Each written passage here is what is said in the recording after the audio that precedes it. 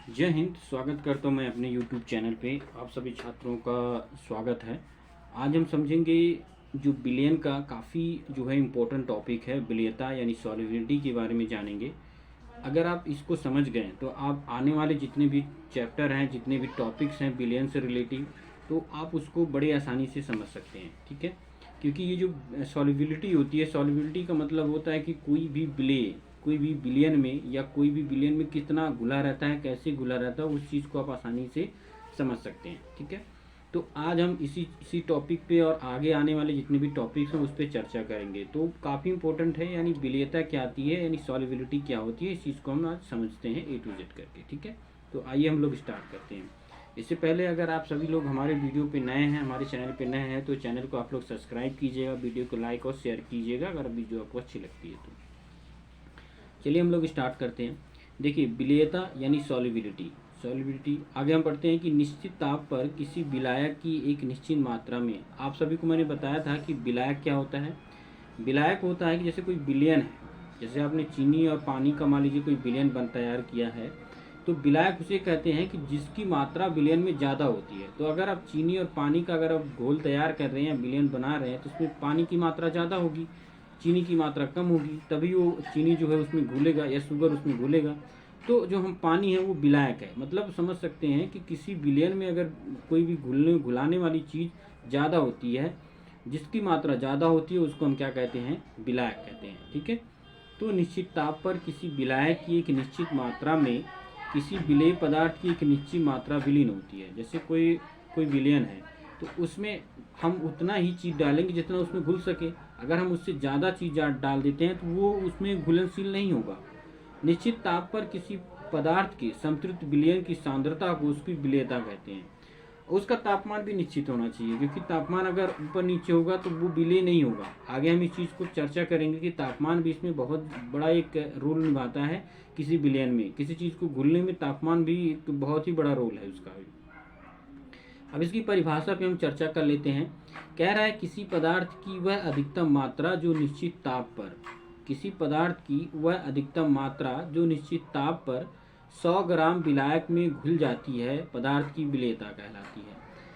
मान लीजिए कि कोई 100 ग्राम विलायक है, 100 ग्राम आपने जल लिया, उसमें कोई उसका टेम्परेचर आपने निश्चित कर दिया, उसका टेम्परेचर आपने ऊपर नीचे नहीं किया, टेम्परेचर उसका निश्चित है। तो उसमें जितना ग्राम आप मान लीजिए कोई चीज़ डालते हैं, चाहे वो नमक हो गया, चाहे वो चीनी हो गया, वो घुलनशील होना चाहिए। ऐसा कि नहीं वो अघुलनशील हो, वो घुलनशील हो, चाहे वो चीनी हो, नमक हो, कोई भी ऐसा पदार्थ हो जो घुलनशील हो। तो अगर वो जितना आप डाल रहे हैं उसमें घुल जाए तो हम उसी चीज़ को, उस पदार्थ की क्या कहेंगे, विलेयता है, यानी उसकी क्या है, वो सॉल्युबिलिटी है। आई होप कि ये समझ में आ गया होगा आपको। मैं एक बार दोबारा रिपीट कर देता हूँ कि किसी पदार्थ की वह अधिकतम मात्रा जो निश्चित ताप पर 100 ग्राम विलायक में घुल जाती है, पदार्थ की विलेयता यानी सॉल्युबिलिटी कहलाती है। ठीक है, समझ में आ गया। चलिए आगे हम लोग देखते हैं। अब देखिए, हमने विलेयता के बारे में पढ़ लिया। अब हम जानेंगे कि विलयन कितने प्रकार के होते हैं। तो विलयन देखिए 3 प्रकार के होते हैं। पहला है असंतृप्त विलयन, यानी अनसैचुरेटेड सॉल्यूशन जिसको हम पढ़ते हैं। तो असंतृप्त विलयन किसे कहते हैं, इसके विषय में जानेंगे। कह रहा है किसी भी विलयन में विलेय की मात्रा यदि उसकी विलेयता से कम होती है तो वह विलयन असंतृप्त विलयन कहलाता है। किसी भी विलयन में विलेय की मात्रा यदि उसकी विलेयता से कम होती, समझ सकते हैं कि मान लीजिए कोई चीनी है, उसे 100 ग्राम जल में आप डाल रहे हैं, तो मान लीजिए उसमें घुलने की क्षमता अगर 10 ग्राम है, अगर आप उससे कम डालेंगे, मान लीजिए आपने 8 ग्राम डाल दिया, तो उसकी क्या हम कहेंगे, वो असंतृप्त विलयन। असंतृप्त के मिला अनसैचुरेटेड विलयन। जैसे आप कोई अगर घोल बना रहे हैं या कोई शरबत बना रहे हैं, अगर उसमें चीनी की मात्रा कम है तो वो आप इसको समझ सकते हैं कि वो किस तरह का विलयन हो गया, असंतृप्त विलयन। मतलब वो पूरी तरह से संतुष्ट विलयन नहीं है। तो वही इस परिभाषा में आपको समझाने की कोशिश किया गया है कि किसी भी विलयन में विलेय की मात्रा यदि उसकी विलेयता से कम होती है तो वह विलयन असंतृप्त विलयन यानी अनसैचुरेटेड सॉल्यूशन कहलाता है। अर्थात इसको हम समझेंगे, यदि किसी ठोस की एक ताप पर विलेयता 30 ग्राम प्रति 100 ग्राम विलायक हो, तब यदि उसी ताप पर 100 ग्राम विलायक में 28 ग्राम विलेय हो तो उसकी विलेयता क्या होती है, असंतृप्त होगा। वही चीज़ हो गया कि जैसे मान लीजिए किसी जल में, जैसे मैंने बताया 10 ग्राम घुलने की क्षमता है, बट उसमें आप 8 ग्राम घुल रहे हैं, तो वो क्या कहलाएगा, आपका असंतृप्त विलयन कहलाएगा। ठीक है, समझ में आ गया आपको। चलिए अगला हम देखते हैं संतृप्त विलयन क्या कहलाता है। संतृप्त विलयन किसी ताप पर, जिसको हम बोलते हैं सैचुरेटेड सॉल्यूशन, किसी ताप पर जल की वह निश्चित मात्रा थोड़ी चीनी डालकर उसे हिलाने पर चीनी जल में विलय हो जाती है।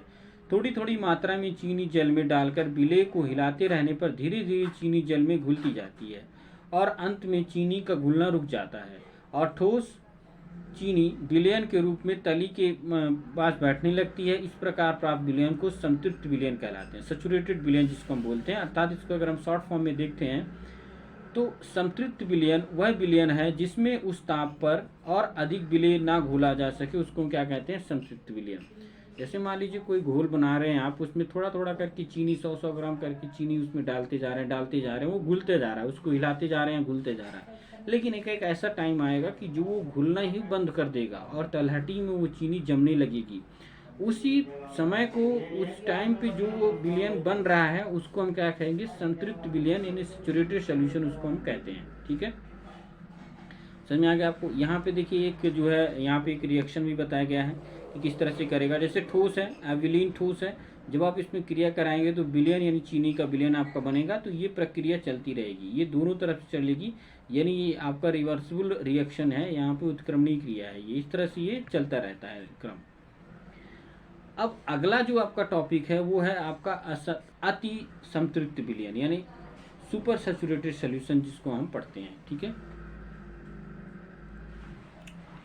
चलिए इसको देखते हैं। कह रहा किसी परिस्थिति में निश्चित ताप पर किसी विलयन को संतृप्त करने के लिए आवश्यक मात्रा से अधिक पदार्थ की मात्रा यदि विलयन में उपस्थित होती है तो उस विलयन को अति संतृप्त विलयन कहते हैं। कोई भी ऐसी स्थिति आ जाती है, कोई तापमान आपका बढ़ने लगता है, तो अगर उससे ज़्यादा आपका कोई भी विलय उसमें उपस्थित हो जाता है किसी विलयन में, तो उसको हम क्या कहते हैं, अति संतृप्त सॉल्यूशन, सुपर सैचुरेटेड सॉल्यूशन कहते हैं। अति संतृप्त विलयन में विलय का क्रिस्टल डालने पर या उसके तेजी से हिलाने का संतृप्त विलयन में बदल जाता है और विलय के क्रिस्टल पृथक हो जाते हैं। जैसे यहाँ पे एक जो है एग्जाम्पल भी दिया गया है कि थायोसल्फेट की संतृप्त क्रिस्टल में NH2 सावधानीपूर्वक गर्म करते हैं तो आपका क्या कहलाएगा, ये विलायक हो जाता है, जिसको हम कहते हैं अति संतृप्त विलयन कहते हैं। ठीक है, अब देखिए आगे हम एक चीज़ को और समझेंगे कि विलयता को प्रभावित करने वाले कारक, विलयता को जो प्रभावित करते हैं वो कौन कौन से कारक हो सकते हैं। तो देखिए आप इस चीज़ को रुकावट हो या किसी चीज़ से करने थोड़ा सा कम ज़्यादा करने से अगर चीज़ें बढ़ने या घटने लगती हैं तो उसी को हम प्रभावित करने वाले कारक पढ़ते हैं। इसमें कौन कौन से कारक हो सकते हैं, तो देखिए एक एक करके हम पढ़ेंगे इसमें कौन कौन से कारक आपके हो सकते हैं। पहला है, देखते हैं तापमान। टेम्परेचर बहुत इंपॉर्टेंट है कि कोई भी अगर आप चीज़ बना रहे हैं तो उसमें अगर टेम्परेचर आपका घटता बढ़ता है तो वो देखिए या तो वो घुल जाएगा या तो नहीं घुलेगा। तो टेम्परेचर काफ़ी ज़्यादा इंपॉर्टेंट रखता है। पहला है आपका टेम्परेचर यानी तापमान इंपॉर्टेंट रखता है। तो तापमान ही उस चीज़ को बताता है कि कितना वो घुलेगा कितना नहीं घुलेगा। एक ही कारक होता है किसी भी विलयन में घुलने का। ये कुछ ग्राफ दिए गए हैं, आप इस ग्राफ को देख सकते हैं कि किस तरह से ग्राफ बनाया गया है। ठीक है।